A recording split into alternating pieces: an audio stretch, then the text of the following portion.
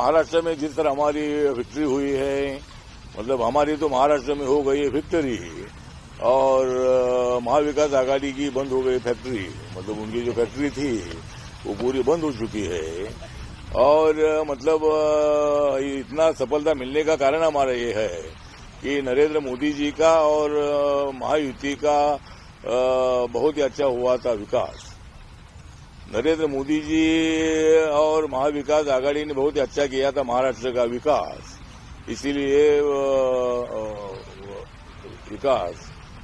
इसीलिए आज हमें दिख रहा है महायुति के विजय का प्रकाश। हमें तो दिख रहा है नीला नीला आकाश, और महाविकास आघाड़ी हो गई भकास, और हमारी सरकार चलेगी झकास। तो मतलब हम आगे बढ़ेंगे। तो एकनाथ शिंदे साहब के बारे में हमारा कहना ये है कि वो हमारे अच्छे मित्र है, और उनके कारण ही महायुति की सरकार बनी थी, ये पूरा देश जानता है।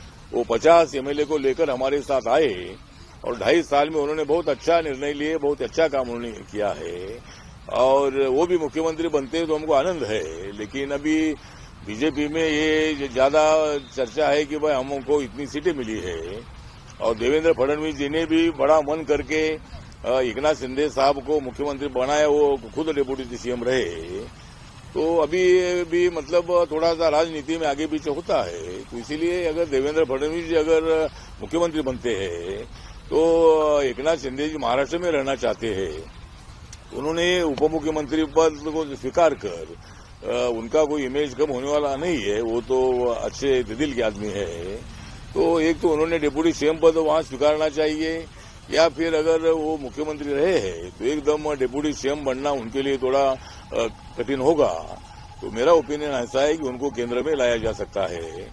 जरूर श्रीकांत शिंदे जी मतलब लोकसभा के मेंबर है, कल्याण से चुनकर आए हैं, वो कोई मंत्री नहीं है, लेकिन एडजस्टमेंट के लिए ये हो सकता है कि एकनाथ शिंदे साहब को दिल्ली में माननीय मोदी साहब की सरकार में लाया जा सकता है। लेकिन उसके लिए उनकी क्या इच्छा है वो भी देखने की आवश्यकता है। और आखिर में निर्णय लेना है, माननीय नरेंद्र मोदी साहब और अमित शाह साहब ने निर्णय लेना है, जेपी नड्डा साहब ने निर्णय लेना है। और एकनाथ शिंदे जी को भी बनाते हैं तो उसमें हमको कोई दिक्कत नहीं है, मतलब तीनों में से कोई भी मुख्यमंत्री बनेगा तो महायुति का मुख्यमंत्री बनना चाहिए, यही हमारी अपेक्षा थी, इच्छा थी। और मेरा जो दलित समाज है, बुद्धिस्ट समाज है, इन्होंने बहुत सारा वोटिंग इस वक्त मतलब महायुति को किया है। इसीलिए मतलब हर जगह पर हमारे महायुति के कैंडिडेट को सफलता मिली है।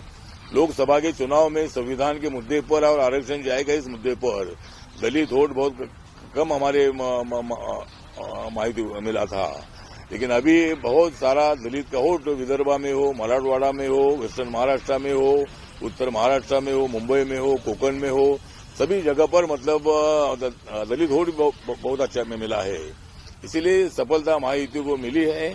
तो इसमें जो मार्ग निकालने के लिए मेरा कहना यह है कि इसके संबंध में अगर एकनाथ शिंदे साहब अगर सेंट्रल में आते हैं तो अच्छी बात है, या अगर उनको मुख्यमंत्री बनाने का निर्णय अगर मोदी साहब और अमित शाह साहब लेते तो हमको दिक्कत नहीं है। लेकिन महाराष्ट्र का वातावरण अभी ऐसा है कि बीजेपी को इतनी सीटें मिली है तो बीजेपी का मुख्यमंत्री बनना चाहिए, और वो देवेंद्र फडणवीस बनना चाहिए, इसी तरह की भावना लोगों की है।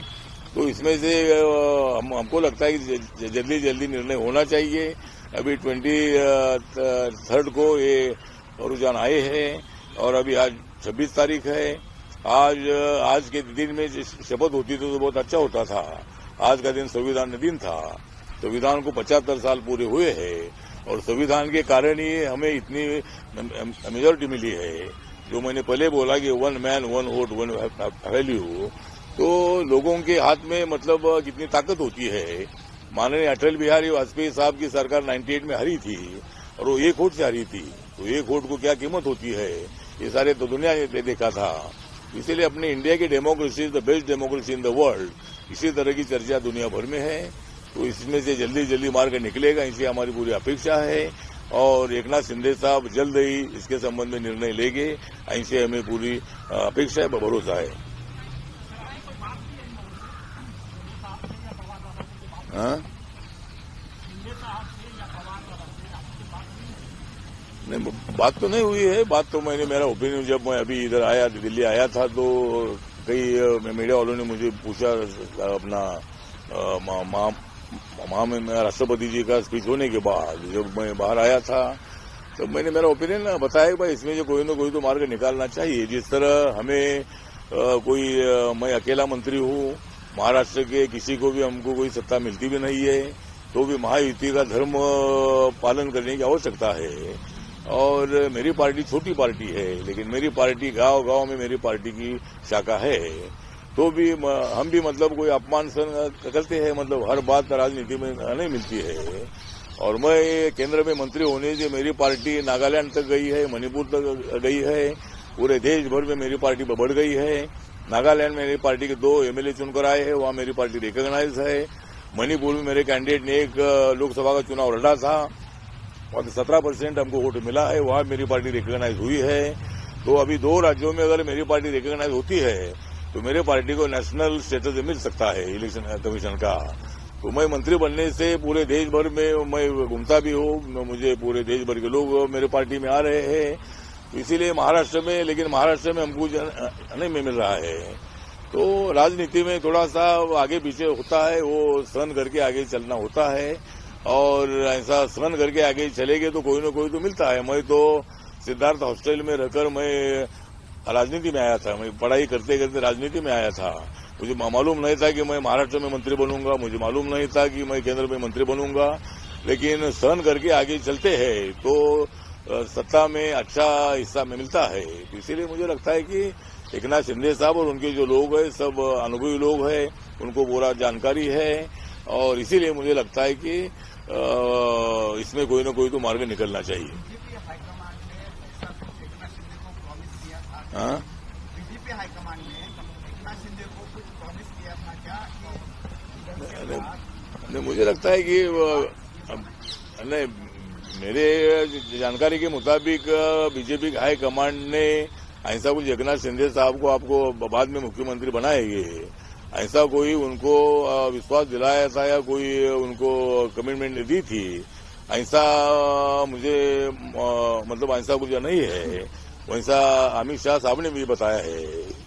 तो इसी तरह मतलब जिस तरह उद्धव ठाकरे जी का भी हुआ कि उन्होंने बोला कि 2.5 साल का मुख्यमंत्री पद हमको चाहिए, तो अमित शाह साहब ने बोला था कि भाई मैंने ऐसा कोई कमिटमेंट नहीं दिया था।